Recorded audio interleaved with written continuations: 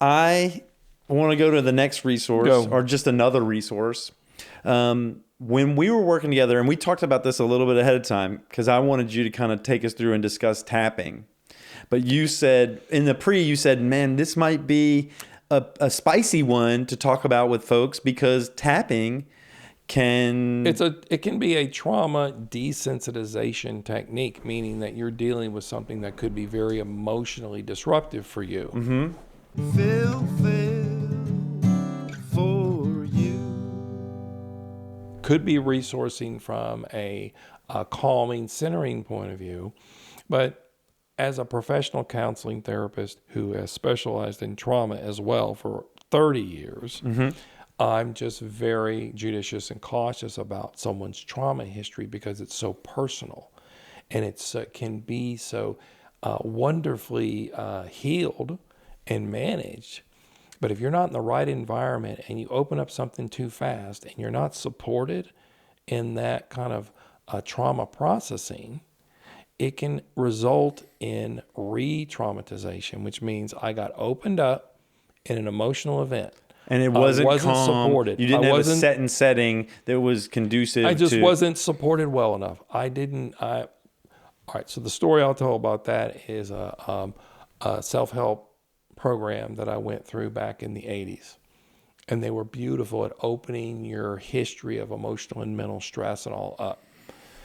But the degree of support that anyone would have needed in these workshops when you open this up, it just wasn't available. There. So they get re-traumatized because they're open. Because you shut back down from a point of view that says, oh, I can't trust this again. I didn't get the help. Now, this is somewhat of an extreme viewpoint. I agree. Okay, this doesn't happen to everyone. Yeah. I just know that as a professional counselor that has dealt with horrifically traumatic events in people's lives, mm-hmm.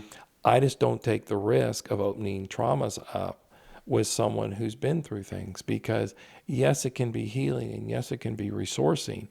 It can also, it can be possibly not the most helpful thing to do. So when we talk about tapping. This is Basil Vanderkopf. Is he one of the people that champions this? Well, he doesn't champion tapping. He's championing EMDR. So EMDR is another desensitization. Okay. So we can talk about desensitization. But it has some bilateral stimulation when we do it, because I remember when we did it, we did. Yes, it does. So let's talk about what those both are. Okay. EMDR, eye movement desensitization reprocessing, brought to the world by a psychologist, may she rest in peace, Francine Shapiro, who passed away about maybe 10 years ago, maybe 5 or 6 years ago. But the last book that she wrote, Getting Past Your Past, about EMDR was beautifully done and really does teach you to understand about how to work with it yourself and those kinds of things. With a therapist, it's a different model of training. Yeah. So EMDR is a trained model. Basil Vanderkopf has written enormously successful books about the body keeps the score. Yeah, that's his big one. That's his big one. And basically, your body doesn't lie, and it keeps the score by embedding those memories and all the muscle fascia and the nerve endings and different parts of your body. Of trauma. Absolutely. Of events that have occurred in your life. Right. So EMDR, stored. to me, is a professional technique that can have a self-taught or a self-use because it has a degree of bilateral stimulation. The eye movement of EMDR is the rapid eye movement dream sleep pattern that you naturally go through at night. Everyone, when we dream at night, your eyes go back and forth rapidly. It crosses the corpus callosum. We believe, in my opinion, from what I've understood with sleep, two main arenas I watch for people with sleep regarding dreaming. You're downloading information into long-term memory. So it's a clearing the cache of the computer of your active working memory during the day, and it absolutely needs to happen. We know we need to dream. You do 75% of your dreaming and the last 25% of your sleep cycling. So you do most of your dreaming toward the end of that. Dreams also process out emotional and mental stress. So much like talking like we're doing or relating or journaling, it's a way of purging the body's emotional and mental stress. EMDR mimics that rapid eye movement dream sleep process connected with a therapeutic model of understanding how trauma layers, how to desensitize it using this technique, and how to help support people go through that trauma and balance themselves as they're doing it. So the EMDR is a crossing of left and right hemisphere. You can cross your left and right hemispheres by simply tapping on opposite shoulders. Okay, Yeah. and crossing from a feeling state. And it can be helpful to calm and center yourself. That's not EMDR. EMDR is a much more in-depth clinical technique that takes someone all the way through the trauma from desensitizing it to re-engaging a resource of what you would want to put there instead. Okay? So you want to put a belief system back. And the idea of trauma is that in EMDR is if you go dig a hole out in your front yard and you don't put anything else in that hole, it's going to fill back up with dirt again. So you want to plant something back in when you desensitize your trauma or go through it with something you want, something you envision otherwise, something now that is more important to you. So that's a really basic idea of EMDR. There's some great training out there on it. But you were talking about EFT, which is the emotional freedom technique. That's tapping. Correct. Is EFT. Correct. Emotional freedom technique. And freedom, y'all. That's what we're looking for. So EFT was identified and developed by a engineer in the 90s. And I'm going to blank his name, but it also centered around a product and a technique called thought field therapy. This is back in the 90s. So EFT as an emotional freedom technique was put out onto the market as an open source therapy.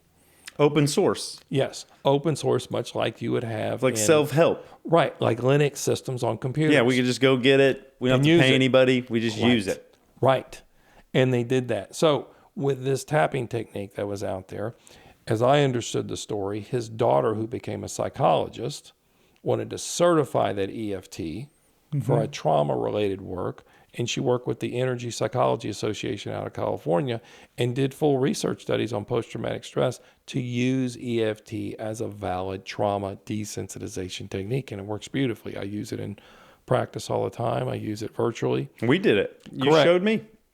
So the tapping piece you can learn as what I call a back pocket therapy, something you can take with you on the go anytime to calm and recenter yourself. Can we do a little bit of it? Sure. Let's do a little bit of it, but I want y'all to remember the disclaimer. Right. Right? This isn't your therapy session. We're going to teach you kind of how to do it, or James is going to teach us how to do it. But if you've got trauma, we want you to go find a professional. We want you to... Yeah, if you've got a serious history of trauma, you want to find a professional that can help you navigate and walk you through this. EFT is an emotional freedom technique. You can go and get the tapping techniques. And essentially, as I understand EFT, it is a therapy. You don't have to go get them. We're going to do them right now. Yeah, but but this is a good, not qualifier, but a good piece to understand on what it is. It's a therapeutic tapping technique that activates different acupuncture sensation points on the body. Acupuncture sensation points. Okay. That will help to release distress. Release distress. Okay. So they're acupuncture points that can release distress on the body, as I understand them. And so I teach them. There's a basic 7 tapping points. And if you look at EFT at a deeper model, it has points that you can tap on the fingers, you can use sound, you can use humming, you can use number counting, because and I'm not going to teach that here today, that's a deeper technique, but if you think about trauma layers in different ways for different reasons. And so it's getting at all those channels is what it's different layers, a different Correct. technique for a different layer Correct. of trauma. Correct. So the therapeutic tapping technique that you can learn simply is, first of all, there are 7 points on the body, as I understand it, and we'll see if my counting was right. Okay. The first one is on top of the head. Y'all, tap the top of your head now. Okay. So the top of your head, you have your top of your ears. It's called your baby point. It's right here at the top, there's a little point. Right. And if you ever need to calm yourself down in a very difficult situation. Do you ever like rub your belly at the same time? Well, that would be more of a, oh yeah, that's a Three Stooges move. Yeah. So that's a curly move. This is serious stuff, though. I'm being silly, but this is a serious technique. For this is something, and you don't tap hard. You don't. When we're talking about nerve endings, we're talking about touch your finger. You can feel it. That's all it needs. Just sensation of it there. Correct. You could even hold your hand there. That's going to be helpful from a calming sensation point of view. Okay. The second point is on the inside of the eyebrow. And so the inside of the eyebrow, you're tapping gently. You're getting both of them? And you can pick one or the other. I don't know that. When you say inside the eyebrow, you mean kind of in the middle? Where the eyebrow ends near your nose. Okay. You do one or the other. So you start there on either side. The third point is on the edge of the eyebrow and where it ends on the outside. The fourth point is underneath in the eye socket. You don't hit the eye, but you're right below the eye in the eye socket.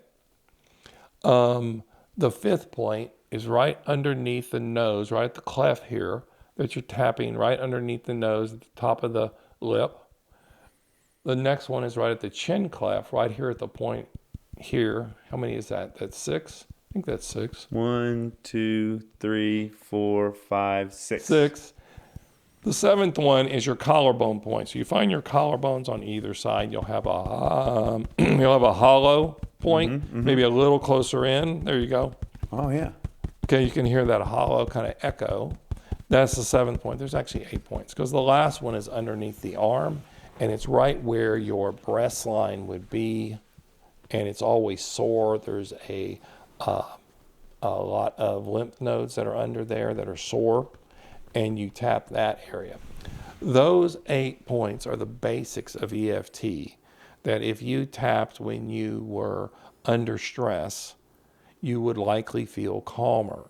Now, if this stress is connected to something much bigger in your life that's been there for a long time, other kind of things, you might activate and not feel quite as calm. Okay, so this is where there's no other qualifier but to say trauma history is something that's very sensitive to me, and that you can continue to tap, and you tap until you feel calmer. Now, there's a lot more to the technique that I'm not necessarily going to go through today, but the basics I want people to have are those 8 points that they can use to feel a sense of connecting with myself, of being able to calm and center myself. And I use EFT on an ongoing basis. And it's a wonderful technique to learn. And the best part about it is that in 1, 2, or 3 sessions, in my opinion, you can learn the basics of it with a therapist who's trained in it. Yeah. Okay. And take it with you and use it in areas that are meaningful to you. You know what I think is good about this is I don't think I can tap my head and be in the past or in the future.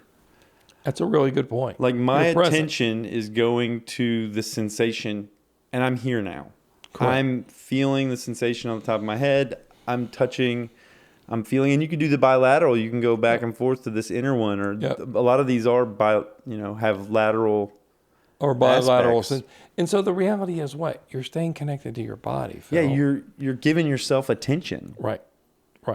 And you're connecting to yourself in a way that's meaningful. You're nurturing, you're touching yourself. Those kind of things are meaningful. Yeah. It's a nurturing kind of, this kind of a clasp of hands can feel very compassionate. When my daughter was in occupational therapy, one of the strategies was the brushing. Yes. Brushing her. And I think that was like both, I don't know what the sensation was on her body, but there's also this parent-child bond of, hey, I'm brushing your body. I'm giving you my attention. I'm grooming, sort of like a monkey would groom another monkey. Well, which is a nurturing, connective point of view. And if you look at massage releases good feeling hormones and chemicals in the body. And so that kind of physical touch that's nurturing is very releasing of things that feel good. I wish my daughters would let me brush them now. Yeah, I know. They're too old now. Exactly. But if I asked my 15-year-old if I could dry brush her every day. No. But guess what? She can do it. She can do it. Because she's got a relationship with herself. Yeah.